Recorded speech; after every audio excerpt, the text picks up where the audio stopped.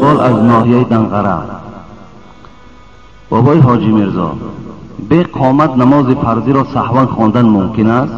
بله ممکن است. اگر آدمی در شهر زندگی دارد به اذان و به قامت نماز هم که خواند نمازش درست می شود. یعنی شما می توانید که در شرح الوقایه در کتاب صلات دریافت کنید. سیگارت حلال است چون که ما برادر را می گوییم حرام می گوییم و میگوید دلیل ندارید. دلیل چرا ندارید؟ سیگارت اگر شما از ریختن موی سر یا اینکه از بریشی، از لاغری، بی‌اشتیایی بودن، از وزن نالازمه، پروستات، درد دل، درد گرده، درد معده و یا اینکه خونو گرفتگی روده ها اذیت میکشید، پس با این رقم های در روی اکران بوده زنگ زنید. کمی از بیماری خود معلومات دهید. داروی های گیاهی لازمه را به شما شرکت شفافرما توصیه میدهد. ناس حرام است. دلیل صدها دلیل وجود دارد.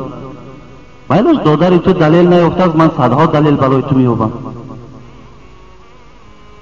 الله در قرآن نگفته است که وینا حرام است. در قرآن نگفته است کنیاک حرام است. در قرآن نگفته است گیرین حرام است، ککین حرام است. نگفته است. این گونه نامه ها در قرآن وجود ندارد. بلکه الله در قرآن میگه انما الخمر، ببین خمر حرام، 4 حرف خمر. در زیر کلمه خمر چی داخل می شود؟ ما خامر العقل، هر چیزی که با عقل مبارزه میبرد همش خمر است. چی گیرین باشد،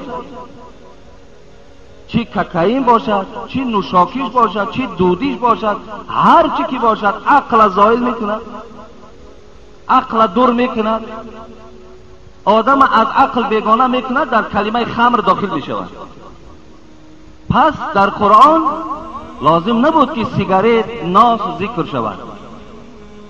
پس آن چیزی که به نفسی تو ضرر دارد و آن چیزی که به رفتن پولی تو ضرر دارد و حرام است.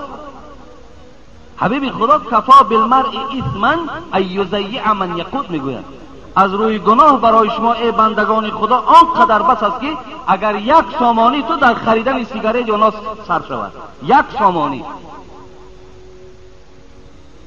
این حق فرزندان توست.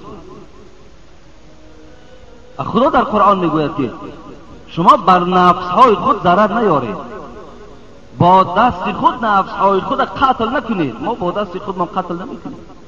آیا در همون قطعه که همون سیگارت چی نویسانده شده است؟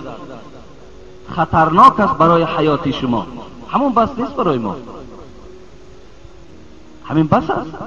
برای حیات خطرناک است. دلیلش برای تو برای آدم همون کلمه روسیه که در قطعه خود سیگارت نویسانده شده است، همون دلیل است خودش.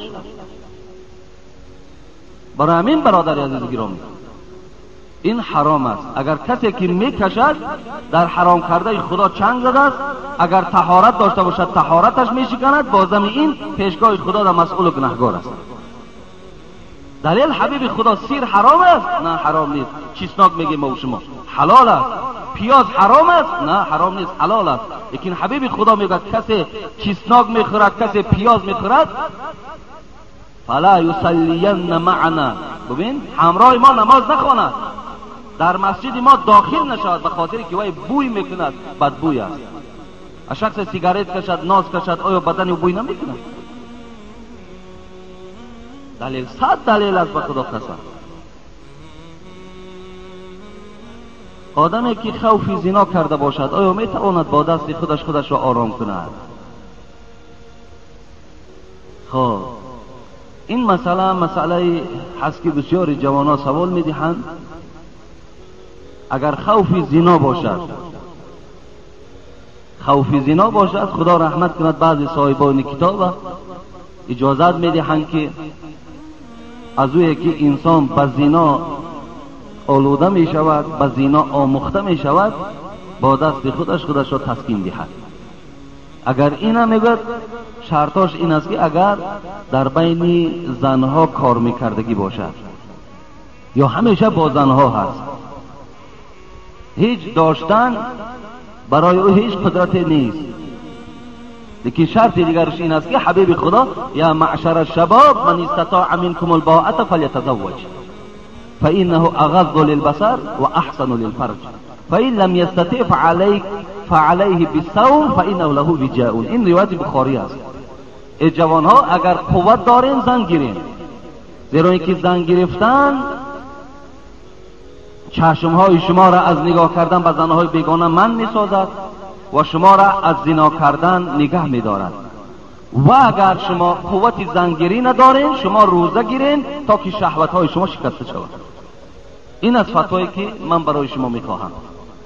در کتاب وجود دارد که انسانی که اگر جوانی که با این عمل آموخته میشود بری نگذشته تا سینی 40 بلند تا 45 اگر با این کار سخت آموختگی باشد تمام دیگر وی از جمله مردها بیرون می شود و این بیماری هست که حتی دیگر بزن وی قناعت کردن نمی تواند. این کار ناخوب است. خدا رحمت کنه شمس الدین ذهبی 7 طایفه را لعنت کردن. حدیث از پیغمبر خدا در باب لواطه کتاب کبایر اجده می آورد. یک کسش همون شخصی هست که با دست خودش چیکار میکند؟ حرام میگرداند. حکم نردبازی در دین اسلام چیست؟ حرام است یا حلال؟ حرام است. در آخر در حق من دعا کنید خدا شما را عمر دراز و تن صحت دهد. نردبازی حرام است. خدا را عزیز. السلام علیکم که حاجی مرزا، ما از شما یک خواهش داریم. من و رفیقم جمعه گذشته یک ولوسیپدمان را در همین مسجد گم کردیم. از شما خواهش داریم که اعلام کنید که کسی گرفته باشد برگرداند. التماس خواهش ما را همین جمعه گویید. خیلی شنیدن کسی که اگر با این عمل خیلی نادرست و بدبختانه چنگ زده باشد، البته این حق یک برادر مسلمان برای انسان استفاده بردن او در عبادتش خلل دارد، در زندگیش زلال دارد. پس گردان انشاءالله توبه کن خدا می بخشد. و الا اگر او 50 سوم ایستد یا 100 سوم ایستد لیکن عذاب آینده شو فکر کن. چند جمعه چندین پای افضال ها هم از بین گم شد. بعضی شخص ها اینا را جرته هم میکنن، قصدن هم میکنن برای بدنام کردن مسجد هم. این طریقه شخصان هم وجود دارد. یکی من برای شما گفته بودم که پای افضالایی که ارزش دارن قیمت دارن پیشتان بیارین، در داخل همون یک سلفان اندازین پیشتان در گذارین. اینش بهتر است. سلام علیکم داملای شیرین سخن، من مخلص اشدی شما می باشم. از شما التماس میکنم و یک درخواست دارم که درباره حضرت یوسف یک جمعه موعظه کنید. تا انشاءالله کنید که نوبتش آید. السلام علیکم داملای شیرین سخن حاجی مرزا، از شما احترامانه خواهش میکنم که با این سوال ما با پررگی جواب گردانید. در فصل تابستان هوا خیلی گرم است. بعضی از برادران ما پای افضال‌هایی به مثل توفلی را پوشیده به مسجد می آیند و در پایهایشان جورابک دارند. البته در آنها میکروب ها پیدا می شود. این میکروب ها به قالین های مسجد می گذرد و باز سر در سجده گذاشته آنها را نفس می گیریم و باعث سر زدن بیماری ها می شود. آیا اجازت هست که ما با خود جای نمازهای مخصوص بیاریم و در روی قالین ها گذاشتن نمازمان را خوانیم؟ بله جایز است دادر عزیز. اگر طبیعت کدام تو طبیعت طاهر باشد، پاکی باشد، بسیار گوییم که طبیعت نازک داریم، خب خوش به حالت. منم جانبدار همین چون طبیعتی هستم که همیشه پاکی و تازگی را طلب کند و همراهی خودت میتونی بیاری جای نماز، بالای جای نماز در نماز خون با گرفته جای نماز تا بعد. لیکن دادرایی که شما جوراب میپوشین، جوراب پوشیدن نمیتوانی نپوش. با همون جوراب های بویگین و با پای افضال های بویگین مسجد ندارد دادر عزیز. این آزار برادر پهلود می شود، آزار ملائکه می شود. خب داخل مسجد بوی می گیرد، چندین انسان دیگر از این بوی بد نفس می کشند، تو گناهگار می شوی. روز جمعه هست، غسل کنین، خوشبویی ها زنین، پایه هاتون تازه شوین. آری با بعضی برادر زیارت میکنی، باور کن اگر پایش جدا بوی میکند زیر کشش جدا بوی میکند. آخی شکر اینقدر آب ببینین، اینقدر صابون ببینین، آخی چی کم بودی است. بدنهاتون تازه کنین، خوشبویی کنین، همراه خود باز یک خوشبویی دائم گردانین.